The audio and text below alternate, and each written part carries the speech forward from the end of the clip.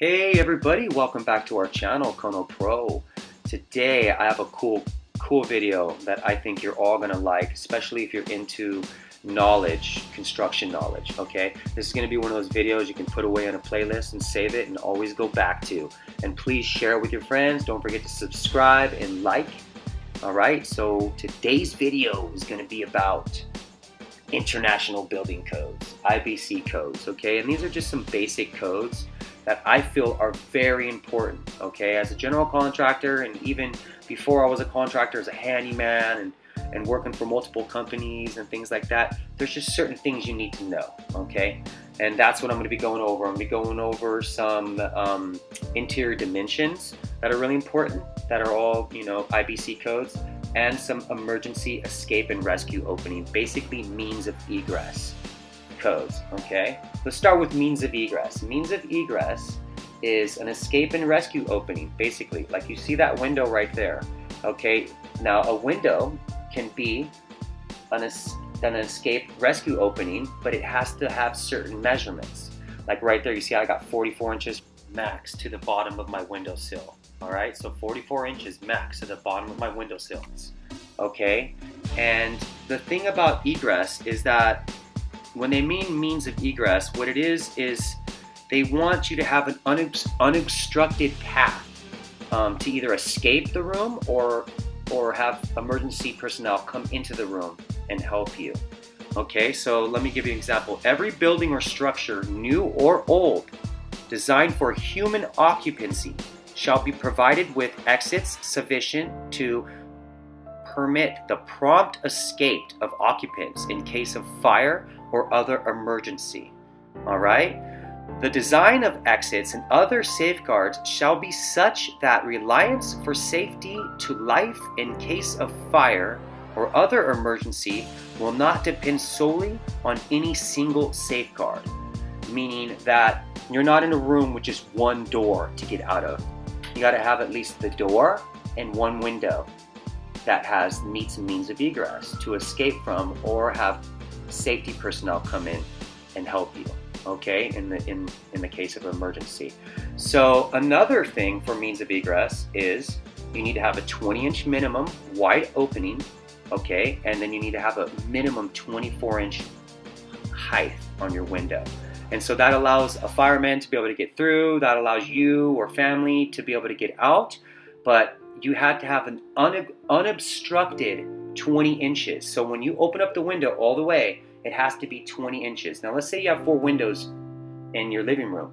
Only one of them have to meet egress, right? Then you have your door, so that's 2 forms, you know, of escape out of that room, okay? So typically when you get plans drawn up, they'll have you, you know, provide means of egress for each room, and then that'll be a door plus a window opening, or unless you have something else designed, that's cool. But that's what basically means of egress is, okay? And so you can also look it up on your International Building Code, IBC code 1029.2-1029.3, all right? So that's means of egress. Awesome. Now let's go over some interior dimension codes. Okay, let's go over IBC code 1208.2, which is ceiling height minimum requirement. Okay, habitable spaces and corridors, 7 foot 6 inches is a minimum requirement. Of course, you can go taller, but that's the lowest you can go. Okay, in habitable spaces and corridors. Bathrooms, toilet rooms, kitchens, storage rooms, and laundry rooms, you can have them at 7 foot minimum ceiling height. Okay, let's do room area. Room area, and this is IBC code 1208.2. Room area minimum requirement is every dwelling unit must have at least one room that has a minimum of 120 square feet of net floor area. The second is other habitable rooms must have a net floor area of 70 square foot minimum. Kitchens are not required to have a minimum floor area. Okay? And what else we have is room widths minimum required. This is also IBC code 1208.1. Kitchens need a 3-foot clear passageway between counterfronts and appliances, or between the counterfronts and walls. Okay, habitable spaces other than kitchens, 7-foot minimum in any plane dimension. Alright, hope that helped you all out with some room area dimensions. Okay, so you got the ceiling height has to be minimum 7'6". Basically, you can get away with 7 foot in bathrooms, toilet rooms, kitchens, storage rooms, and laundry rooms, but most habitable spaces in a residential house needs to have a minimum ceiling height of 7'6". Okay, and then room area, what they're basically saying is every dwelling unit must have at least one room that has a minimum.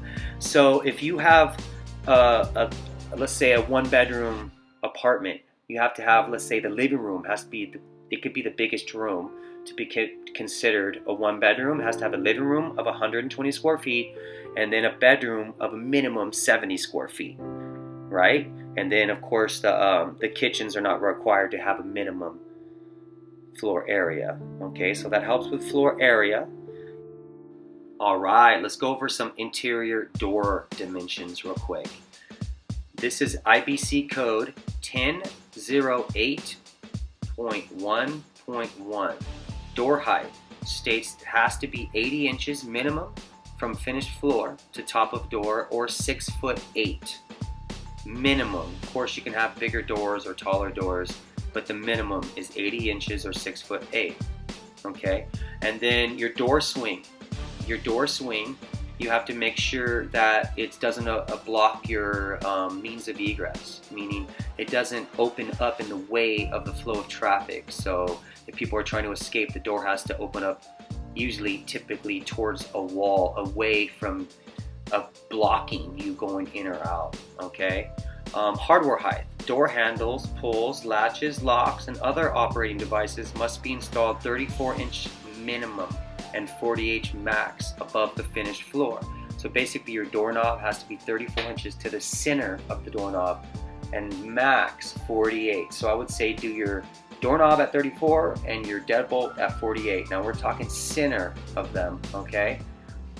And also thresholds. Thresholds at doorways must not exceed 3/4 inch in height above the finished floor.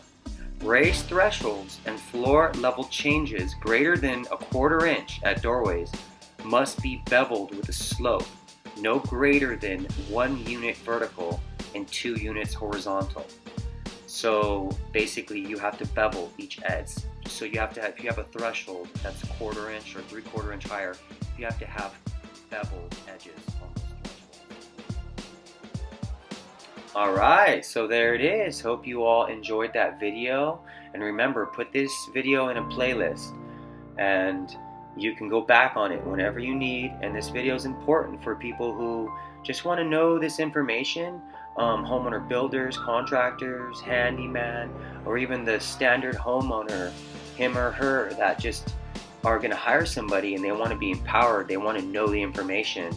When they see someone framing something up, or the ceiling seems a little low, or whatever, they can go back to this video and they can say, hey, wait a minute, my door height is supposed to be 80 inches or 6'8" minimum, and you're at, 74 inches. What's going on? Has that been improved? And, of course, things, when it comes to these codes, engineers and the building and safety and stuff like that, they can add things into the blueprints and stuff like that to make everything work. So if there's something that they need to add in there, then that will either be exactly what the code is, or they might want you to go above and beyond what the code is saying, or it might be different measurements altogether. But these are the minimum measurements, all right? And these are the minimums for these codes. And I also gave you all the codes.